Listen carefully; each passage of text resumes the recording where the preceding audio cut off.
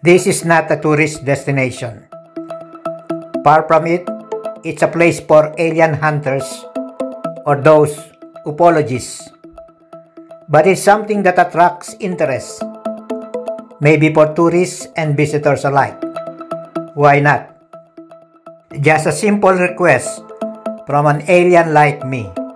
Please do subscribe to my channel if you haven't done so before you get sucked into this vlog. Thank you. This is Area 51, better known as the Alien Center in America. A remote area in the middle of nowhere, in the desert of southern Nevada, some 83 miles northwest of Las Vegas, on the edge of the usually dry Groom Lake, located on the Nevada National Security Site. It is a training range of the U.S. Air Force and the development and testing of experimental aircraft, including those that travel 3 times faster than sound, and those nuclear-propelled space-based missile launch system as well.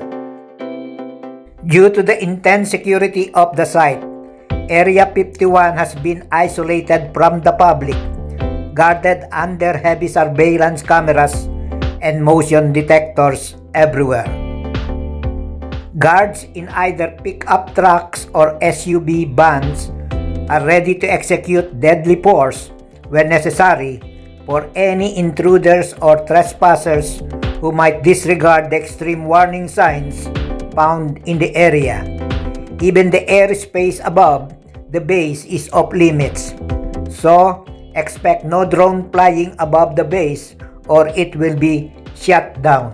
Because of the high secrecy of the base, Area 51 has generated intense and crazy security among the conspiracy theorists that it could be a laboratory of captured aliens and their spacecraft while being studied.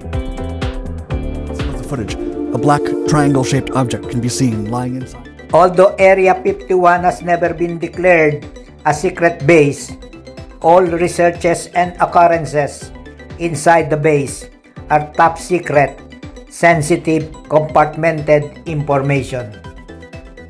And to add fuels to the alien hunters and ufologists' wild speculations, the Central Intelligence Agency had encouraged the notion that unidentified flying objects have been flying around Area 51 to help conceal what really is going on at the site. What the people aren't aware of, those high-speed flying objects could be spy planes, drones, or decoy players. But here is a fact: when an aircraft flies an altitude of 60,000 feet or more, which is very much higher than commercial and military planes do, the rays of the sun that falls on the wings of that aircraft above would reflect to appear like fiery objects, thus the reported appearances of unidentified flying objects. However, there are still some happenings in the sky that defy reasonable explanation or need further scientific reasoning. Short and long documentaries and movies with Area 51 as key tags or about the facility itself are created for everyone to feast on. This heightened the curiosity even more. You really ready for the consequences? Am I clear? Yeah, let's go. There it is. This is Area 51. The helicopter.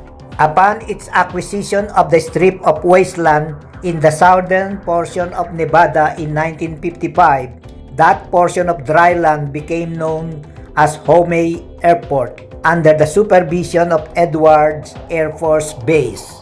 When the Atomic Energy Commission subdivided the Nevada test site into individual grid for easy reference, Area 51 came about as a name to refer to the Groom Lake field, but there was nothing cryptic about its use. Initially, Area 51 had been known as Paradise Ranch to encourage a select group of people to come and work in an isolated place in the middle of nowhere for a very special project. The site was created during the Cold War to help America pick on the Soviet Union. then the name was shortened to just the ranch. Area 51 was primarily intended to develop spy planes that could take high-resolution photos without being detected. Lockheed U-2 was the first reconnaissance plane tested in high secrecy. Unfortunately, it was shut down in 1960 when it flew over the Soviet Union to photograph two major intercontinental missile test sites. Other military aircrafts were also tested, like the Archangel 12 SR-71 Blackbird and the F-117 Nighthawk Steel Fighter. Aircraft testing would be flying at a very high speed and altitudes that sometimes or oftentimes people mistook them for alien spaceships. Testimonies from witnesses who purportedly had seen an alleged spacecraft crash at Roswell, New Mexico in 1947 testified that they had seen human beings with large slanted eyes, oversized bald heads in proportion to their body and extremities. Such descriptions of human beings fascinate the interest of conspiracy theorists that the government is hiding something from the public, like the sighting of a flying saucer with blurry alien figures and then flew away, or those several illuminated dots flying over the Pacific Ocean, or the slide photos of an alien figure belonging to couple Logic Blair tells me Ray. it's probably nothing, but I simply can't shake the thought that maybe, just maybe, it's something. No deeper investigation were done.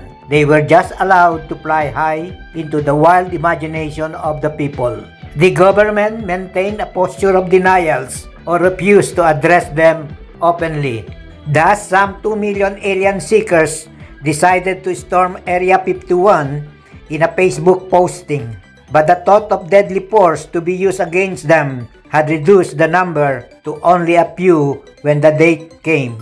In mid-2021, the intelligence community admitted for the first time in many decades that those occurrences were worthy of legitimate scrutiny.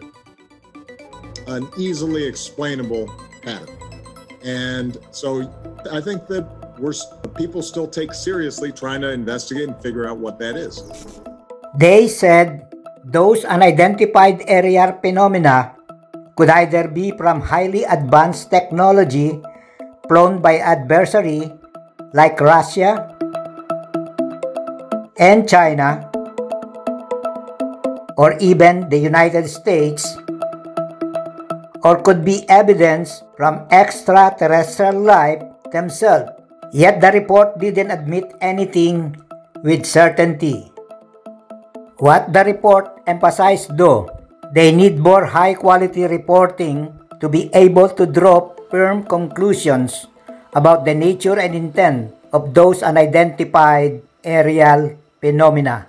With that, the notions of aliens and alien spacecraft being kept and studied inside the base of Area 51 will keep on flying out wild and crazy unless those alien hunters, those ufologists, those thrill seekers, and maybe you and me can penetrate or visit the highly secured facility one day.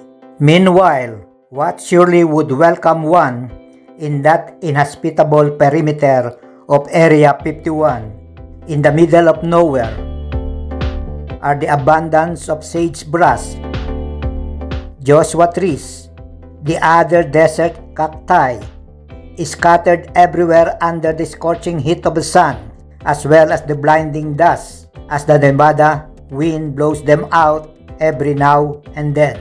Should you decide to make a visit to Area 51, there are amenities available at the Alien Center, the Little Alien Inn, or the Alien Brothel next to it, as you give your legs and body a stretch after a 1.5 hour drive from Las Vegas to that of Extraterrestrial Road before you head on to that long and lonely road of Area 51.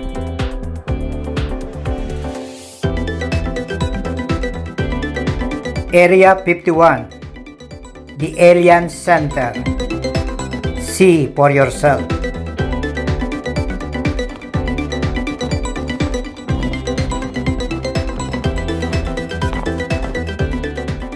If you happen to like this video again, and still you haven't subscribed to my Alien Wave channel, please do so by all means. And sharing this video to others would be highly appreciated.